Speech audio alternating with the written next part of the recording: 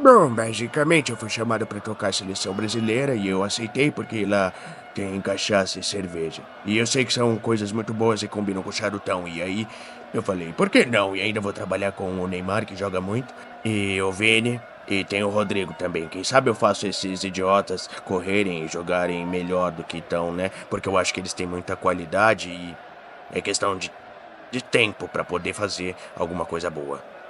E eles estão desmotivados porque eu sei que eles só jogam quando tem cachaça e carnaval, mas eu vou mostrar pra eles que nem sempre é assim. Tem que ter também umas outras coisas pra poder jogar bem, tipo um charuto, sei lá. Eu tô viciado, eu não aguento mais, eu quero ser campeão mundial com esses menininhos aí. Eu vou ensinar pra esses moleque como é que faz e como é que joga bola de verdade e não só cair no gramado. Brincadeiras à parte, eu sou Marcos Pejão e se você quiser mais conteúdo sobre dublagem, é só me seguir.